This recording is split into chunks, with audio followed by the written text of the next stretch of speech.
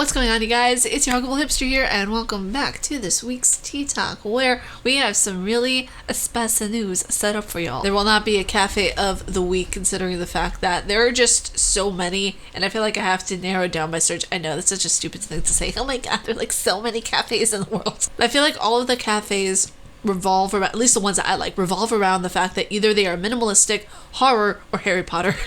Because I'm a Harry Potter hoe. So I'll get back to you guys next week on another cafe. If I find anything and I can't fit it into this video, I'll definitely put it down in the description so you guys can check it out. But to get into today's tea talk, we are going to hit hard with some meat and bones. Ew. You guys know what I mean? You know, meat and bones. No? Okay. Hannibal Lecter might know what I mean. No More Heroes and Deadly Premonition creators team up for a horror game. On an IGN Japan stream, the creators announced and they revealed that they have been planning a food-themed PlayStation VR game, which was cancelled, but now they're going to collaborate on a new idea. Going from food to horror, you know, right? That's supposed to happen, right? Going from food to horror. Now it states here in the article that in 2018 the two creators decided to go ahead with their idea of working together, but would apparently continually meet to discuss ideas, get drunk, and forget what they had talked about. Now it goes on to say in the article that the discussion seemingly happened live, with the pair coming up with ideas on the spot and a translator summarizing them periodically, which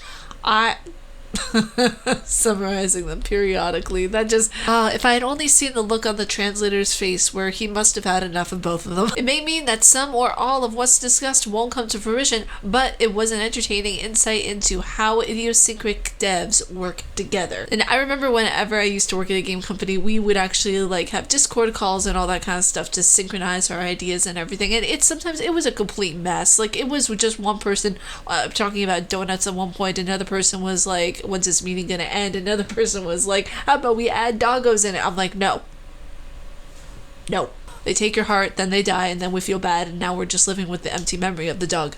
It goes on to say, in what apparently was a half-hour brainstorm before the stream, Sada decided that the game would be called Hotel Barcelona, simply because it might mean that he and the Swery got to visit the city. It's just so iconic. Let's name it Hotel Barcelona. That way we can go to that. Yes, icons. In the discussion, Sada seemed to change his mind, saying Hotel Barcelona could be placed in the likes of Tokyo, South Africa, or Venezuela. The idea seemed to settle on what the game was going to be about: a magazine writer visiting a hip new hotel before the horror begins. The translator made it clear that this wasn't going to be the end of the discussion.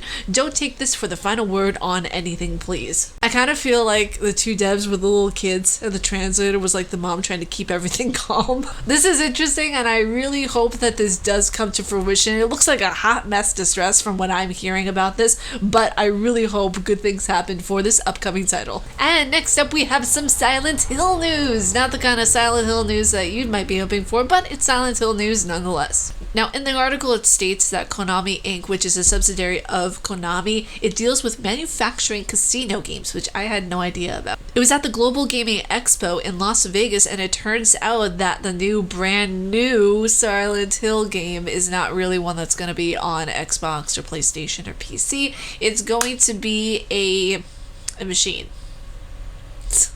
It's gonna be a machine in Las Vegas. I was disappointed too. Whenever I read the article, I looked at it, it just looked cheesy. Like, it looked like just a money grab. And for me, I'm all about making that coin, honey. But whenever you're doing stuff like this and not giving fans what they want, remake, hello, you're gonna get people a little pissed off and irritated. Now, according to Yahoo Finance, Silent Hill Escape is a 4-wager slot experience. I mean, he's not new to this business, and this isn't even the first branded Silent Hill casino slot machine to exist. There are others. There's a Silent Hill slot machine called, and I have it right here, so I'm pronouncing it correctly, Silent Hill Passalot, I think that's what it's called, excuse me. It's a Passalot machine from 2015, developed by Konami's subsidiary, which was actually a few months before.